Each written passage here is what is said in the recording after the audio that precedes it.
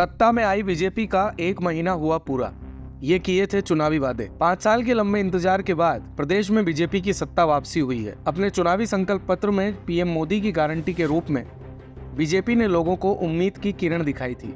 3 दिसंबर को सत्ता में आई बीजेपी को जहां आज 1 महीना पूरा हो चुका है, तो वहीं मुख्यमंत्री के तौर पर भजनलाल शर्मा भी अपना 20 दिन का कार्यकाल पूरा कर चुके हैं। नए साल में सरकार को कई चुनौतियों का सामना करना पड़ेगा। इनमें राजस्थान को कर्ज के बोझ से बाहर निकालने का बड़ा प्रेशर होगा, तो वहीं कानून व्यवस्था पटरी पर लाना भी सरकार के लिए गंभीर चुनौती रहेगी। ऐसे में देखना होगा कि नए साल में सरकार लोगों की आशाओं पर कितना खरा उतर पाती है। भाजपा ने चुनाव के दौरान पीजी तक फ्री पढ़ाई, 450 रुपए में एलपीजी सिलेंडर, गरीब परिवारों की लड़कियों के जन्म पर सेविंग बॉन्ड देने की घोषणा, फ्री स्कूटी योजना, पीएम किसान निधि की राशि को दोगुना करना जैसे वादे किए थे। फिलहाल सत्ता मिलने के साथ ही भाजपा सरकार पर इन वादों को पूरा करने का दबाव बढ़ गया है। ऐसे में मुख्यमंत्री की शपथ लेने के कुछ दिनों बाद ही भजनलाल शर्मा सरकार ने जनता से किए वादों को पूरे करने की दिशा में काम करना शुरू कर दिया है।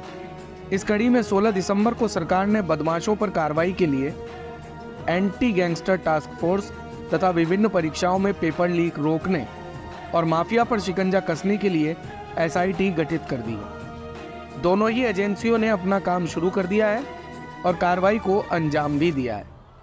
राज्य सरकार ने अपने संकल्प पत्र की घोषणाओं को पूरा करने के क्रम में उज्ज्वला गैस कनेक्शन का सिलेंडर 450 रुपए में देने की घोषणा कर दी, जिससे प्रदेश के 70 लाख परिवारों को सीधा लाभ मिलेगा।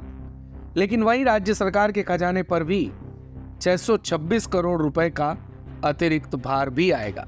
कर्ज के बोझ तले कैसे होगा काम?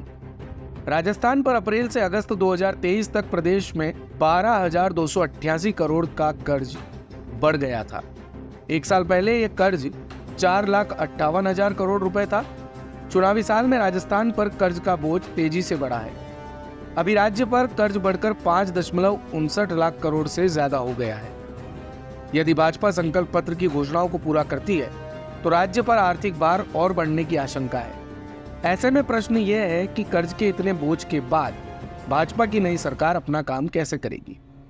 राज्य के मुख्यमंत्री भजनलाल शर्मा ने कांग्रेस की जनहित की योजनाएं बंद नहीं कर उन्हें बेहतर बनाकर लागू करने की घोषणा की है। ऐसे में पुरानी योजनाओं को चलाने का प्रेशर भी सरकार पर होगा। यदि सारी योजनाएं रही तो कर्ज का बोझ कम करना चुनौतीपूर्ण होगा। आपराधिक कृत्यों से राहत दिलाना भी एक चुनौती। प्रदेश में पिछले साल 3 लाख से ज्यादा आपराधिक केस दर्ज हुए हैं। इनमें हत्या का प्रयास, अपहरण, इन सभी के मिलाकर कुल 18,000 मामले हैं। पोक्सो के तहत 1,600 से ज्यादा और दुष्कर्म के करीब 4,692 मामले दर्ज हुए। बलात्कार के मामलों में राजस्थान फिर से 1 नंबर पर है। महिला अपराध यहाँ सबसे बड़ी चुनौती बनती नजर आ रही है। प्रदेश में 10 से ज्यादा बड़ी गैंग सक्रिय है। इन सारे आपराधिक कृत्यों को रोकना और जनता को इनसे राहत दिलाना सरकार के लिए बड़ा सिरदर्द हो सकता है। पेपर लीक एक बड़ा मुद्दा। कांग्रेस सरकार के पतन के पीछे का एक बड़ा कारण पेपर लीक प्रकरण रहा है। प्रदेश में पिछले सालों में 17 परीक्षाओं के पेपर लीक हुए और करीब 22 लाख से भी ज्यादा छात्र और युवा बेरोजगार इससे प्रभावित हुए हैं। परीक्षाएं कराने वाली सरकारी एजेंसी खुद ही जांच के दायरे में आ गई। ऐसे में भाजपा सरकार के सामने नकल माफिया से निपटना और सरकारी भर्ती निकालना दोनों की बड़ी चुनौतियां हैं। एक और बड़ी परेशानी जो सरकार के सामने है वो है संगठन को साथ लेकर चलने की। मुख्यमंत्री भजनलाल हाल ही में चुने गए 199 विधायकों में से उन चुनिंदा नेताओं में शामिल है जो पहली बार ही विधायक का चुनाव जीते हैं, और उस पर भी बड़ी बात कि मुख्यमंत्री भी बना दिए गए। हालांकि वे पार्टी के साथ पिछले 34 साल से जुड़े हुए हैं, लेकिन सरकार का ये उनका पहला अनुभव है।